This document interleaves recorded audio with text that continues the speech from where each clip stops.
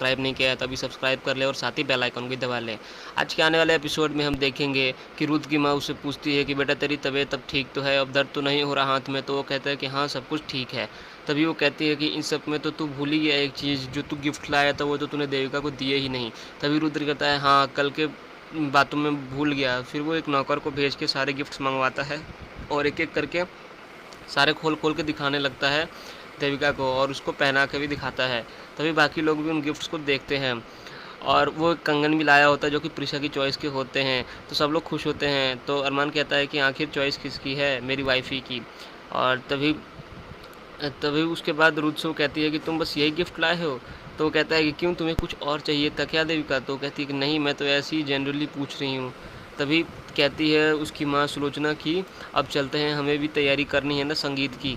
तभी वो कहते हैं सब लोग कि कुछ देर और रुकिए। तो वो कहती है कि नहीं, बहुत सारी तैयारियाँ करनी है, हमें लेट हो जाएगा। तभी अरमान कहता है ठीक है चलिए, आपको हम गेट तक छोड़ देते हैं। वो सब चल जाते हैं। तभी देविका बहुत परेशान होती है। तो प्रिशा उससे पूछती है क्या बात है? तो वो कहती है कि भाभी, मैंने कल एक वुडन बॉक्स में एक गिफ्ट देखा था जिस पे लिखा था फॉर समवन स्पेशल। तो अगर वो उसने मुझे नहीं दिया तो वो किसके लिए लाया होगा? कौन हो सकता है और उसके लिए स्पेशल? तो प्रिशा कहती है कि हो सकता है अपनी माँ के लिए लाया होगा। फिर प्रिशा चली जाती है अपने कमरे में और बैठ कर के याद कर रही होती है कि किस तरह से उसके मुंह से निकल गया था जब पूछा था रुद्र ने कि क्या वो अभी भी उससे प्यार करती है, तो उसके मुंह से हाँ निकल गया था। फिर वो अपने आप को कोसती है कि तुमने ऐसा क्यों किया तूने? अब तो रुद्र समझ गया है, अब वो मुझे और परेशान करने की कोशिश करेगा। तभी आ जाता है वहाँ पे अरमान और उससे कहता है कि तुम्हारी चोरी पकड़ी गई ना? तो वो कहती है कि कैसी चोरी? तो वो कहता है कि तुम इतनी टेंशन में हो, पक्का कोई ना कोई बात है, लेकिन हमारे बीच पति पत्नी का ना सही लेकिन एक अच्छे दोस्त का तो रिश्ता है ना, उसी के नाते मुझे ये तुम्हें बताना चाहिए था। तो कहती है कि ऐसी कोई बात नहीं है, संगीत का फंक्शन है शाम में इसलिए थोड़ी टेंशन है। फिर वो कहता है कि तुम्हारी तबीयत तो ठीक है ना? तो कहती है हाँ तबीयत ठीक है। फिर वो कुछ बहाना बना के चली जाती है। तो अरमान याद करता है कि कल रात जो हुआ था जब उसने कार में उन दोनों को उस एंगल में देखा था तो उसको भी गलत लगा था। तो वो सोच फिर उस आहूजा की बातों को याद करता है, किस तरह से वो रुद्र को देख के चौंक गया था। और फिर सुलोचना की बात को भी याद करता है कि सुलोचना ने किस तरह से कहा था कि उसकी पत्नी मर चुकी है। और फिर प्रिशा ने भी उसको दिल्ली जाने से मना कर दिया था। तभी वो सोचता है कि पता नहीं अब ऐसा क्यों लगता है कि मुझे तुम्हारे पास्ट के बारे में कुछ ना कुछ पता करना ही पड़ेगा, वरना अच्छा नहीं होगा। मुझे पता करना ही पड़ेगा कि आखिर तुम्हारे राज क्या हैं। और इस तरह से वो एक प्राइवेट डिटेक्टिव को कांटेक्ट करता है और उसको अपने घर पे बुलाता है और उससे कहता है कि आप यहाँ के सबसे अच्छे डिटेक्टिव हैं, इसलिए मैंने आपको बुलाया है। मुझे इस लड़की के बारे में सारी की सारी इन्फॉर्मेशन चाहिए और ये बात किसी को पता नहीं चलनी चाहिए। मुझे इसका पास्ट लाइफ के बारे में, पास्ट रिलेशनशिप के बारे में सब कुछ जानना है। तभी वो कहता है कि ठीक है, मैं सब आपको जैसे ही पता चलेगा बता दूंगा। तो वो कहता है कि पैसे की चिंता तुम मत करना। फिर जब वो चला जाता है तो अरमान अपने मन में सोचता है कि मुझे माफ़ करना प्रिशा, मुझे तुम्हारे लिए ये सब करना ही पड़ेगा। तुमने मेरी लाइफ में आके हम लोगों की ज़िंदगी संवार ली, अब बारी मेरी है मैं तुम्हारे लिए कुछ करूं। इधर प्रिशा आ जाती है देविका के पास और कहती है कि मुझे सर्वेंट ने बताया कि तुमने मुझे अर्जेंटली बुलाया है, क्या बात है? तो देविका उसको बताती है कि उसका लहंगा जो है अच्छे से फिटिंग नहीं हुआ है। तो वो कहती है कि देखो, इतनी मुश्किल से मेरे को एक लहंगा पसंद आया था और अब उसकी भी फिटिंग अच्छे से नहीं है। तो प्रिशा कहती है कि तो डिज़ाइनर को फ़ोन करो। तो वो कहती है मैंने उसको फ़ोन कर रही हूँ बार बार, लेकिन वो पिक नहीं कर रहा है और ना ही कोई रिस्पॉन्स दे रहा है। तो प्रिशा कहती है कि चलो कोई बात नहीं। फिर वो कहती है देविका कि पता नहीं गौड़ी ये शादी कराना चाहते भी हैं कि नहीं। तो प्रिशा उसको डांट देती है और कहती है कि मैं पर्सनली ये सब ठीक करवा दूँगी। फिर देविका उसके गले लगती है।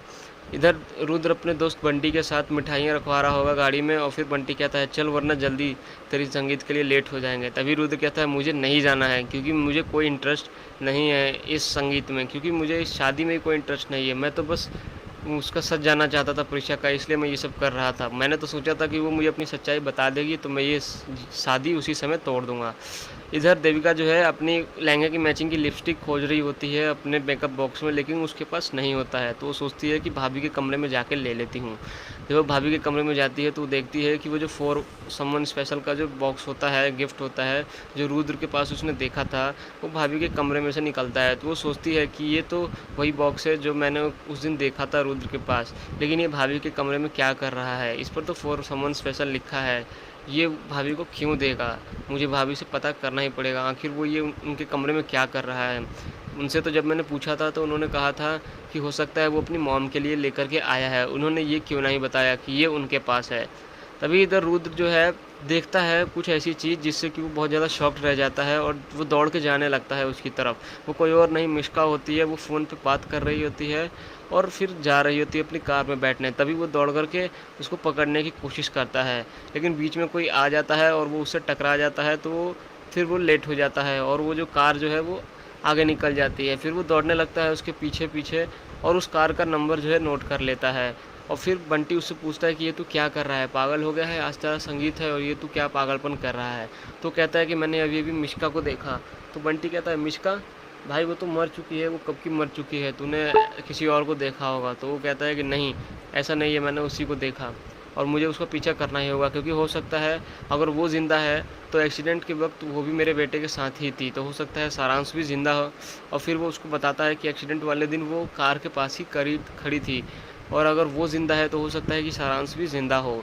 तभी बंटी कहता है कि तू पागल हो गया है क्या? सभी लोग वहाँ पे तेरा इंतज़ार कर रहे हैं, तू ये क्या कर रहा है? तभी उसका फ़ोन आता है रुद्र के पास सुलोचना का। वो कहती है कि बेटा जल्दी आ जा, हम लोग लेट हो जाएँगे, सारी मिठाइयाँ लेके आ जा, हमारी तरफ से कोई कमी नहीं रहनी चाहिए।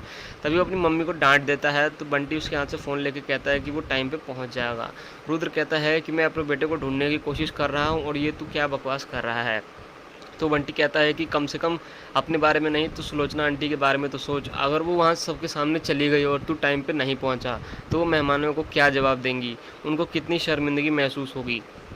तो बंटी कहता है कि तू रहने दे, मैं जा कर के सब पता कर लेता हूँ कि वो मिष्का ही थी या कोई और था। तभी रुद्र कहता है ठीक है, पहुँच कर के सब पता करके मुझे कॉल करियो। और फिर वो चला जाता है रुद्र। इधर देविका अपने कमरे में होती है, वहाँ पे प्रिशा पहुँच जाती है उसका ब्लाउज़ लेके और कहती है कि लो, मैंने फ़िटिंग करवा दिया है। तभी वो देखती है कि देविका बहुत ज़्यादा उदास है, तो वो उससे पूछती है कि क्या बात है, तुम ऐसे मुँह लटका के क्यों खड़ी हो? तभी देविका कहती है मुझे आपको कुछ दिखाना है। तभी वो उसको वो बॉक्स दिखाती है जो उसके कम मिला था और वो कहती है कि ये वही बॉक्स है जो रुद्र के पास मैंने देखा था, फॉर समवन स्पेशल जिस पे लिखा हुआ था और ये मुझे आपके कमरे से मिला है। तो प्रिशा कहती है मेरे कमरे से? तो वो कहती है कि हाँ, आपके कमरे से। अब आप मुझे ये नहीं पता चल रहा है कि वो आपको ये गिफ्ट क्यों देगा? इस पे तो फॉर समवन स्पेशल लिखा है, आप उसके लिए स्पेशल कैसे हो सकती हैं? तभी प्रिशा उस गिफ्ट को खोल के देखती है, उसमें वही इयररिंग्स होती हैं जो उसको पसंद आई थी उस दिन ज्वेलरी शॉप में और रुद्र ने छुपके से उसके लिए वो गिफ्ट ले लिया था। तभी देविका कहती है कि आप हम लोगों से क्या छुपा रही हैं? क्या चल रहा है आप दोनों के बीच में? तभी प्रिशा कहती है कि ख़राब कर दिया ना तुमने सारा का सारा सरप्राइज़। वो सारी बातें छुपा लेती है प्रिशा हँसते-हँसते और फिर कहती है कि ये हम लोगों ने तुम्हारे लिए सरप्राइज़ प्लान किया था। रुद्र तुम्हें ये आज संगीत के समय देने वाला था गिफ्ट में, लेकिन तुमने सब ख़राब कर दिया। तभी देविका कहती है सॉरी भाभी, मैं उसको लेके इतनी पॉसेसिव रहती हूँ, मुझे हमेशा डर लगा रहता है कि पता नहीं वो मुझसे सच में प्यार करता है या बस ऐसे ही शादी कर रहा है।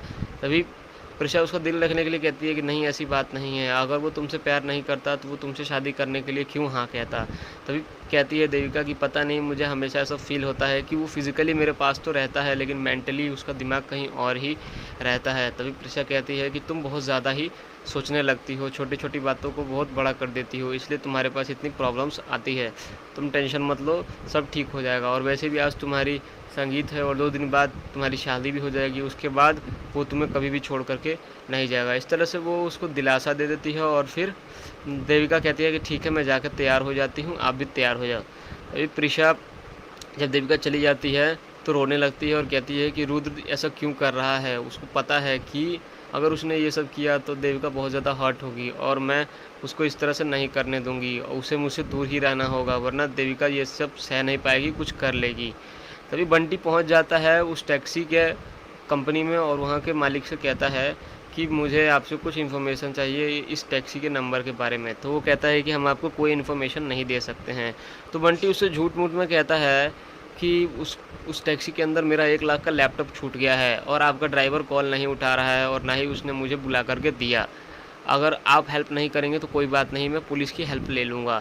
और वो कहता है कि thank you very much help करने के लिए और वहाँ से जाने लगता है। तभी वो मैनेजर डर जाता है और वो कहता है कि ठीक है, मैं आपको देता हूँ, नंबर दीजिए उस टैक्सी का। तभी वो उसको नंबर देता है उस टैक्सी का, तो मैनेजर खोज करके उसको बताता है उस ड्राइवर का एड्रेस और कहता है कि इसी एड्रेस पे रहता है वो। तभी बंटी उसकी फ़ोटो खींच लेता है अपने फ़ोन में और कहता है कि थैंक यू और फिर वहाँ से आ जाता है मैनेजर के पास से।